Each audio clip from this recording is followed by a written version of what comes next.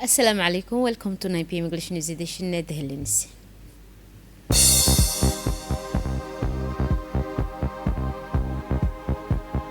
President Gele participates in international meeting on defense freedom of navigation.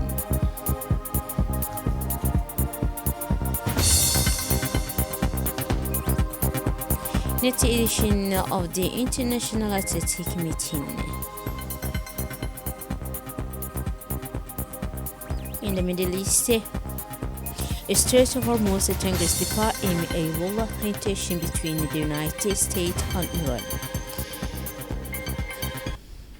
Those are to the national news. Congratulatory message continue to pour in for His Excellency Ismail Geele following his election. President Xi Jinping of the People's Republic of China sent a congratulatory message expressing his sincere wishes for his continued health and success in his duties. The Chinese president commented the election results, framing that they reflect they will pay people on their democratic choice. He also reiterated his country's commitment to strengthen and developing bilateral partnership relations with Djibouti across the various files serving mutual interest and to a friendly nation.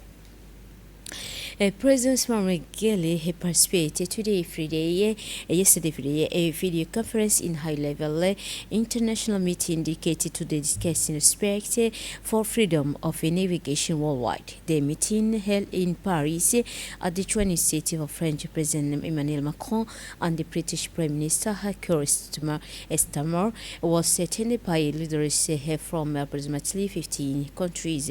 This meeting came as a dedicated international gesture marked by escalating tension stemming from the closure of the Strait of Hormuz due to the war in Iran. This closure has resulted in disruption to international trade and increased risk to global economy and security stability.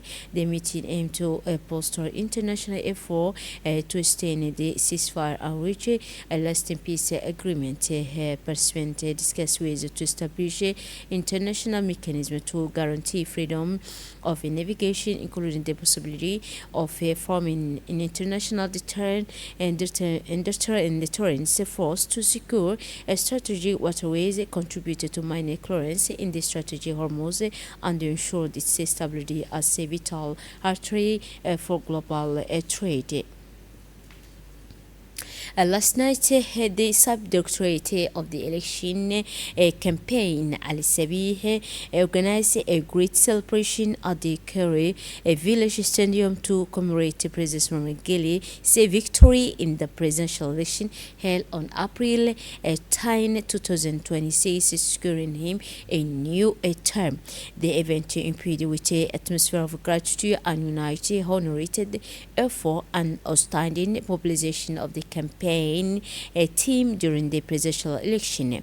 The evening which was filled with a warm and festive atmosphere and also featured artistic performance by several artists, including Amina Farah, Ikran Mahabeh, Yahya Abdul Qadir, and also and Ahmed Noor Abdurrahman Aidin as a distinctive artistic touch and attracting a large audience. Si waynugu goobtaye taageerada guniya baar gacmaha isku soo qabsaday jabuutan guud ahaan hambalyo gaarsiinaya shacbiga guulaystay sharafta gaygiyo dalkaba si waynugu goobtaye taageerada guniya baar gacmaha isku soo qabsaday jabuutan guud ahaan hambalyo gaarsiinaya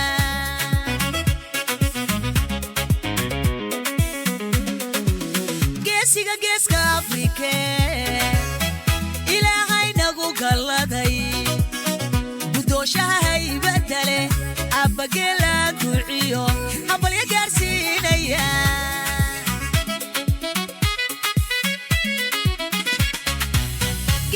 geeska Afrika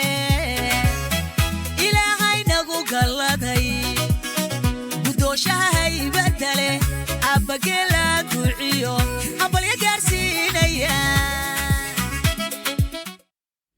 So in their speech, the two officials, Mohammed Abdullahi Shuru, the campaign manager for the Ali Civil District, and his deputy Saeed Wapiri, as we expressed their deep gratitude to the campaign committee members for their dedication and outstanding performance throughout the electoral process. They also conveyed the president's thanks to the resident of the Asochoke and Pinichoke, the district, and to the Women's Union of the Pothos district, prizing the strong mobilization and widespread participation in the election, which reflected their commitment to democratic values and their support for the country's stability. They emphasized that this evening remains a significant milestone, important the spirit for united and celebration among the residents of Al Sibia and reflecting their determination to continue supporting the elected president in the national development process. A working meeting was held at the Ministry of Islamic Affairs as a part of ongoing preparation for the Hajj season. The meeting was chaired by His Excellency the Minister of Islamic Affairs, Mr. Mumin Hassan Bari, and attended by members of the Djibouti Hajj Mission Committee. The meeting focused on reviewing the organizational and logistical arrangements for the Hajj season. The meeting examined the progress of preparation within the mission, particularly in the administration and organizational aspect, and also accessed the recognized of the various teams at the task which accompanying Jewish pilgrims during the ritual.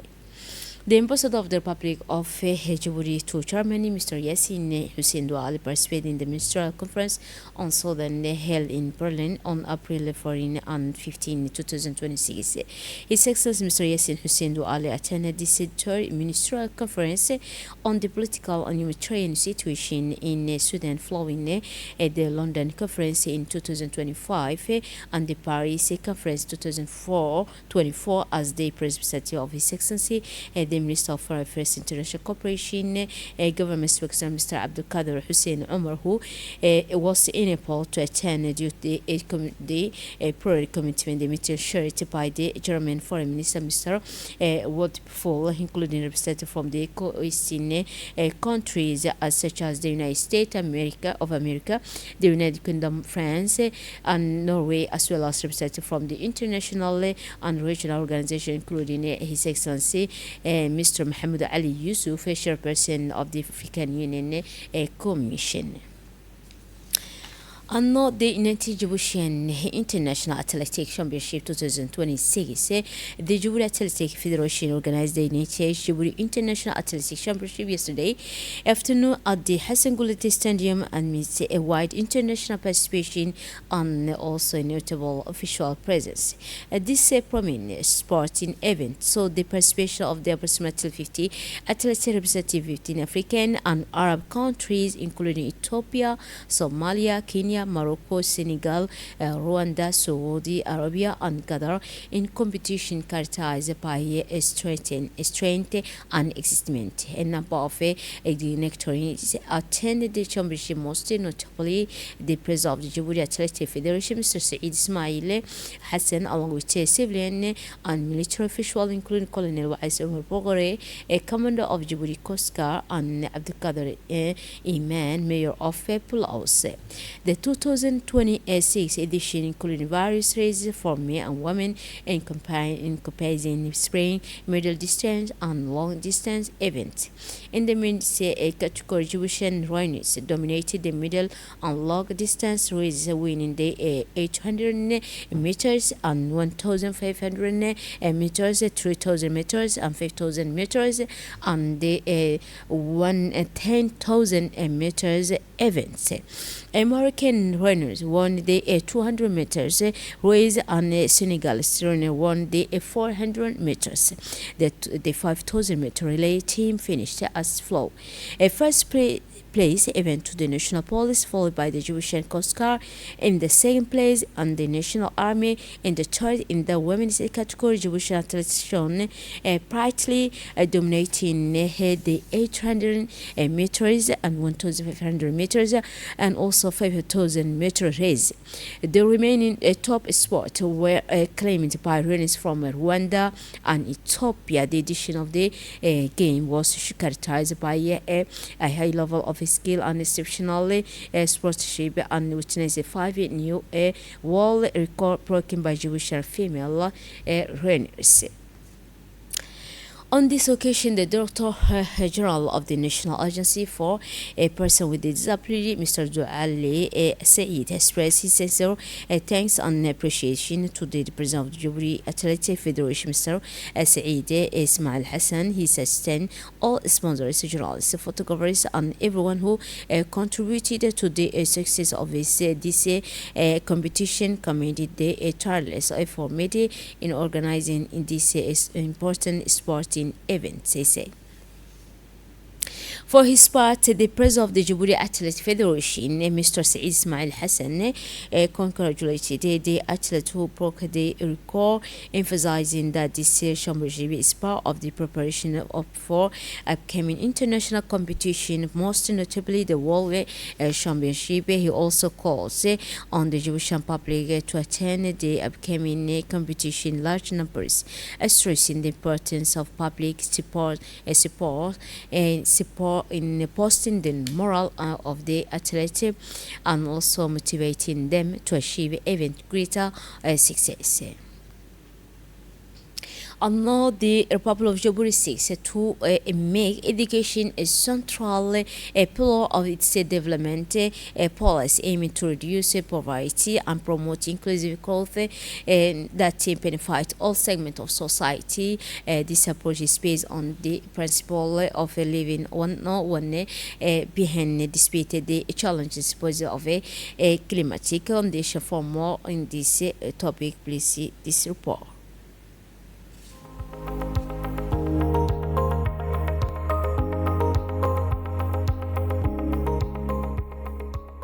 In a global context marked by environmental and social crises, the Republic of Djibouti stands out for its commitment to education as a pillar of national resilience. The country has developed a resilient and forward-looking education system capable of withstanding crises and meeting the needs of a young and dynamic population. This educational resilience reflects the vision and commitment of the President of the Republic, His Excellency Ismail Omar Guelleh, to a sustainable, inclusive, and innovative education system, considering education as a fundamental lever for the country's socio-economic development and a crucial tool for building a conscious and resilient society. The Harif State advocates for equitable access for all, where every child, wherever they may be, must have the opportunity to learn and thrive. This approach aims to reduce inequalities and strengthen social cohesion. It is in this spirit that the Ministry of National Education and Vocational Training, under the leadership of the President of the Republic, has implemented significant reforms to transform the Djiboutian education system. Among these achievements, MENFOP has developed programs guaranteeing equitable access to education to meet the needs of all children in both urban and rural areas. These efforts translate into concrete initiatives such as the creation of schools adapted to the specific needs of vulnerable populations, the development of sustainable educational infrastructure, and the revision of curricula and educational resources. Schools have been established in refugee camps, enabling children from refugee villages to attend a school and pursue a recognized curriculum and certification that allows them to access national university education. Furthermore, integrated rural schools currently operating in 3 regions, Obok, Ali Sabih, and Dakhil, in addition to other existing rural schools, combine education and community development to meet the needs of rural populations while curbing rural exodus. In addition, free school canteens guarantee regular access to nutritious meals, thus promoting children's health, concentration, and combating schools dropout rates. Simultaneously, the construction of adequate latrine addresses a fundamental hygiene need, reducing the risk of disease and creating a healthy and respectful school environment by ensuring that the students, and especially girls, learn in favorable conditions. This initiative supports gender equalities and help strengthen their resilience and autonomy, essential for their development and future success. Information and communication technologies are a decisive asset for the Djiboutian education system. With the support of the President of the Republic, digital classrooms have been established, allowing students to access online educational resources. This modernization has strengthened the system's resilience by introducing innovative educational infrastructure such as tablets, mini laptops, a smart classroom, and online learning platform. These efforts help prepare learners to better meet future challenges. In terms of management, the success of these reforms has been supported by strengthening the governance of the education system with the creation of new structures dedicated to regional management, digital development, and national assessment. These efforts allow the country to meet the needs of its youth while overcoming environmental and regional challenges. Through this commitment, Djibouti is preparing a better future for its citizens and contributing to building a resilient and prosperous Africa. Innovation plays a significant role in the President's visions for the education sector. This vision encourages the integration of new technologies into teaching and learning. This includes the modernization of school infrastructure, teacher training in new pedagogical methods, and the development of educational programs adapted to the needs of the job market. Finally, the President's vision goes beyond the transmissions of knowledge. It focuses on developing responsible citizens aware of their rights and responsibilities. Education is seen as a powerful tool for promoting civic values, strengthening citizenship, and building a united and prosperous nation. The Republic of Djibouti stands out for its commitment to education as a pillar of national resilience, thereby developing an innovative and inclusive education system. As part of the joint initiative led by the Sovereign Carbon Agency in partnership with SOS Environment and Obok Future, and also Development Association, a large-scale paycheck campaign was carried out on Friday, April 17 at the First Medicine PH in Obok. The campaign was attended by several local officials, including Deputy Governor Mohamed Awad, Mohamed, Regional Council Member Mohamed Hamadou, along with the widespread participation from the city's residents. This initiative is part of broader effort to preserve marine biodiversity and protect the coastal ecosystem, which face increasing threat from plastic pollution. This pollution has a negative impact on wildlife and fishing activity, upon which local communities depend. During the campaign, participants collected more than 3 tons of plastic waste, primarily bottles, along with the coastline. This waste was subsequently transported to the recycling center in Obok.